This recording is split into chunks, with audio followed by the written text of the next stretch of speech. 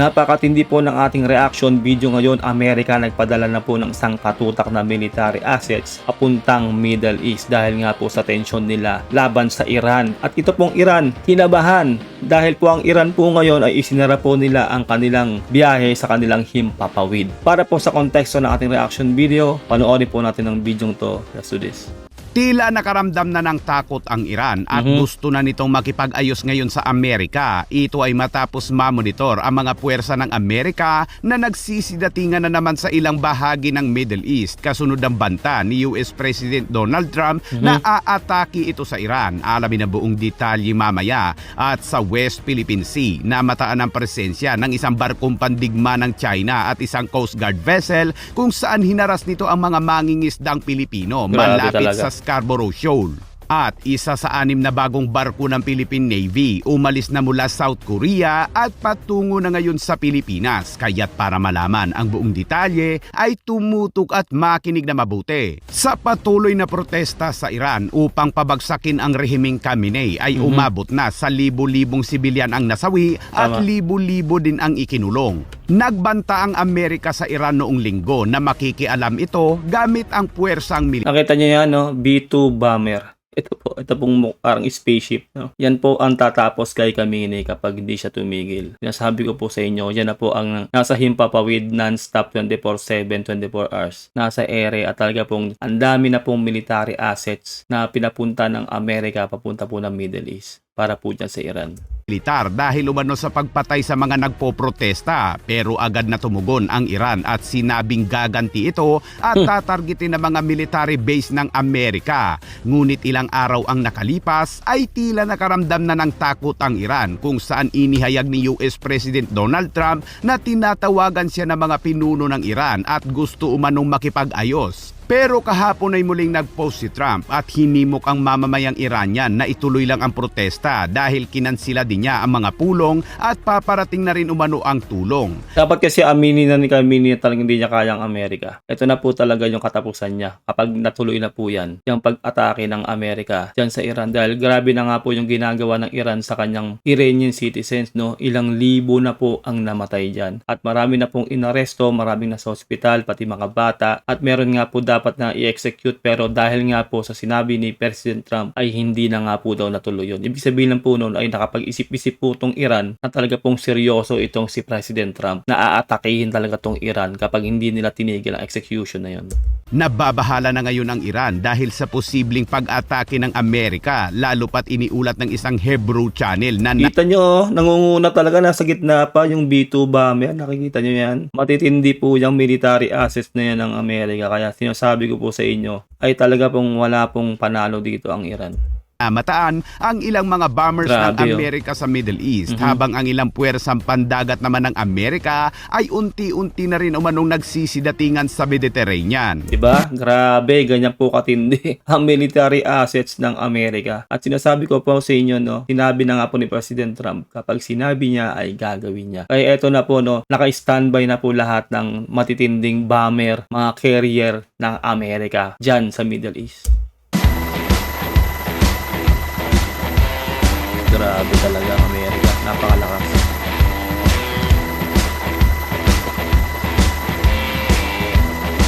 At dahil nga po dyan, no, panoorin po natin tong video na to mula po sa Fox News. Ito po yung sinasabi ko sa inyo na bigla pong nag-shutdown ng himpapawid o ano po ng biyahe, no, nag-cancel po ng mga biyahe ang Iran, no. Wala pong pwedeng bumiyahe sa kanilang himpapawid. No, bigla po nilang shutdown nang hindi po natin alam kung bakit. Ibig sabihin lang po siguro nun ay talaga pong nag-iingat po sila, no, at talaga pong kinakabahan na po itong Iran sa nangyayari dyan na baka talagang bombahin na po talaga sila ng Amerika. Panoorin po natin to.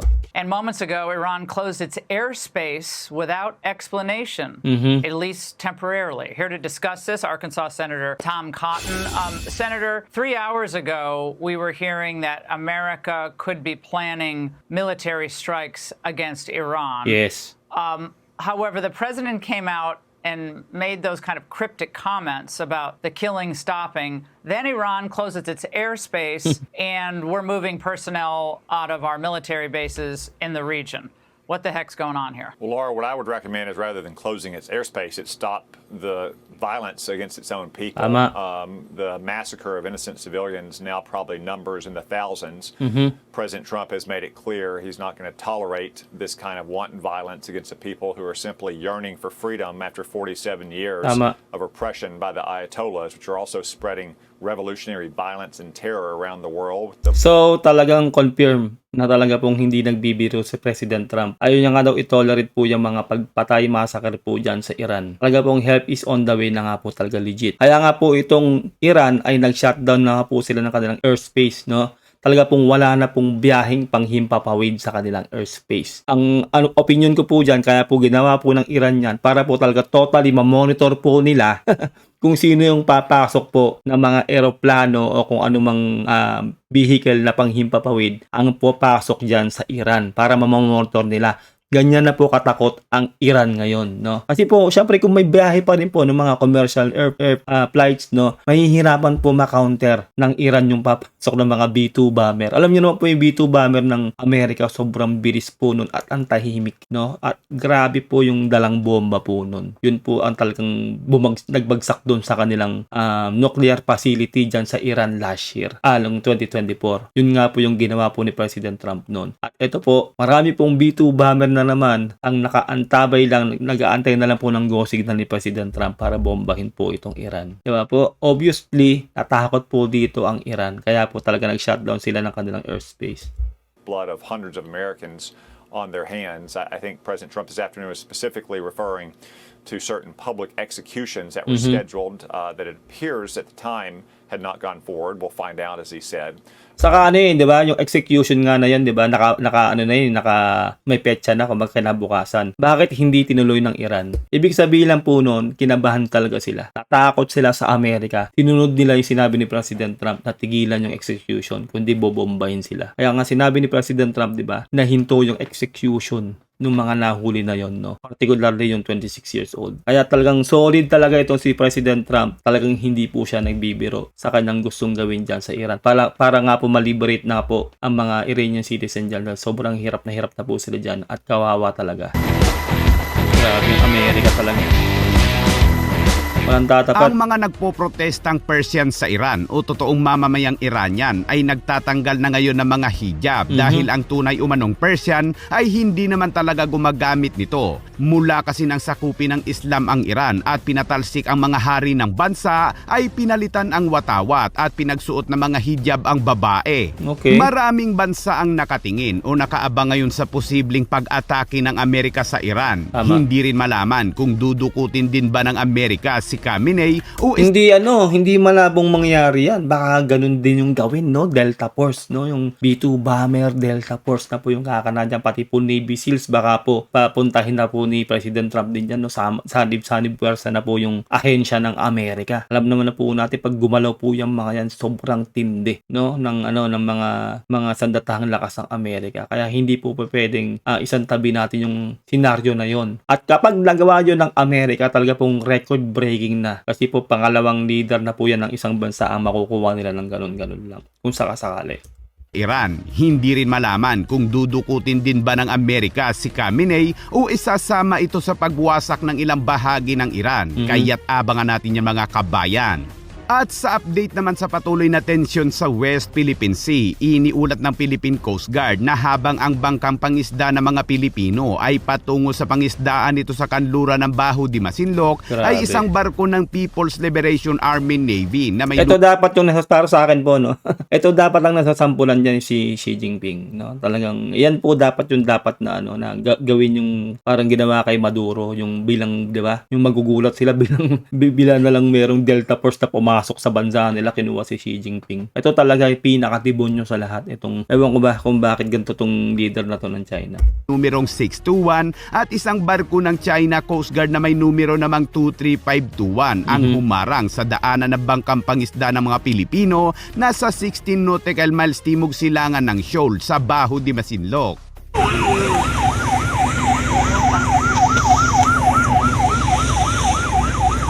Grabe talaga tong China. Ayaw talaga tayong tigilan sa sarili nating teritoryo.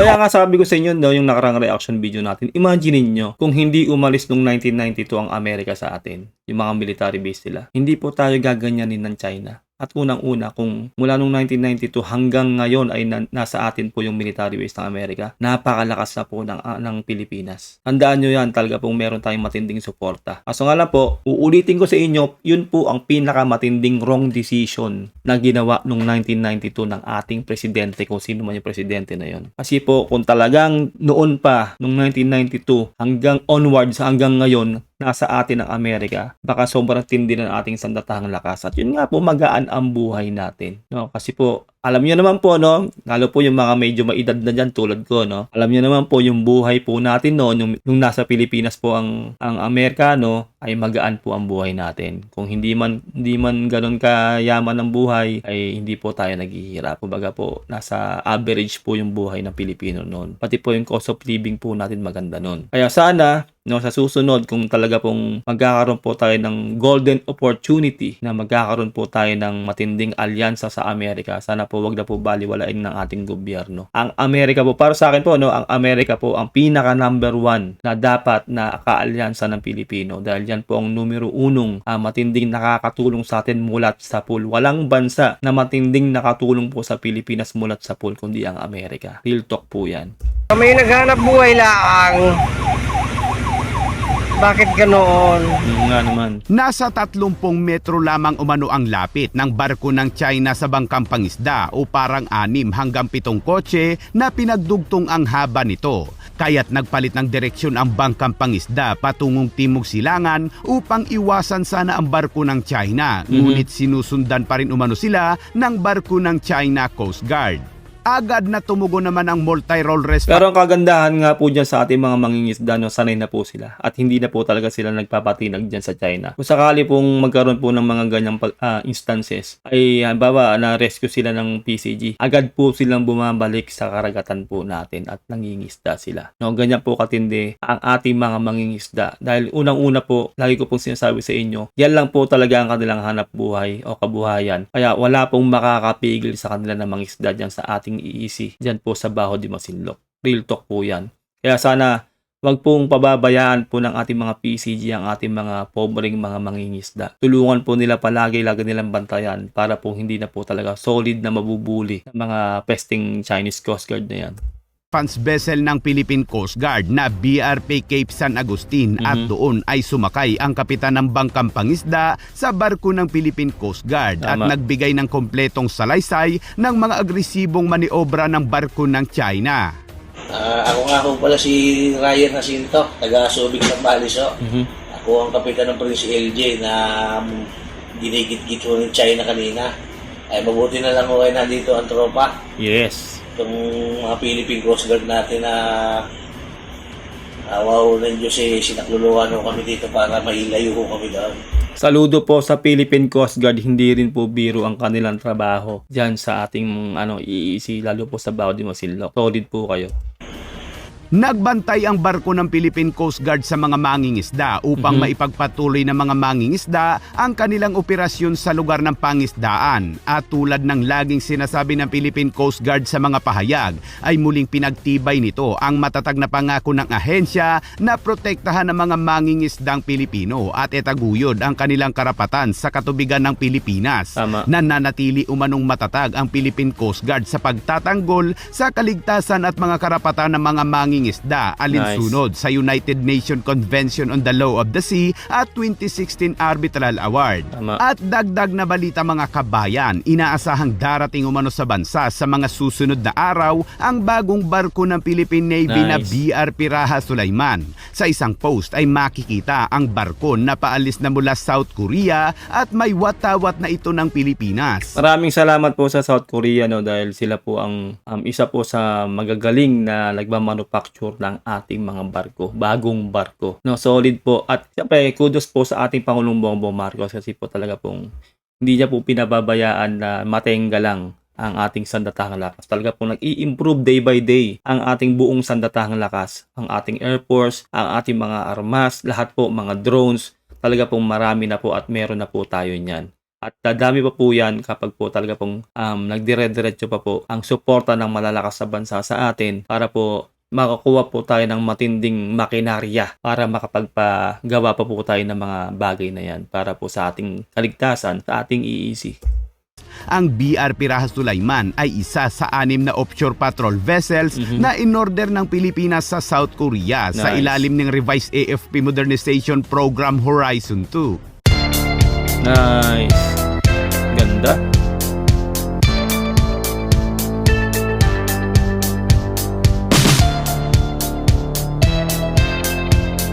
Raha Sulaiman. Nice. Ayun lang po, no. Sana nagustuhan nyo po ang ating reaction video at kung nakaabot ka hanggang dito, magkomento ka kung anong saloobin mo sa napanood natin ng mga video ukol po dun sa hiringan ng Iran at ng Amerika at dito po sa nangyayari po sa atin sa West Philippine Sea. Maraming salamat. Mag-like ka sa ating video kung nagustuhan mo ating video. Mag-subscribe ka na rin kung gusto mo ng gantong content. Till next time, mag-iingat ka. God bless and peace out. Bye!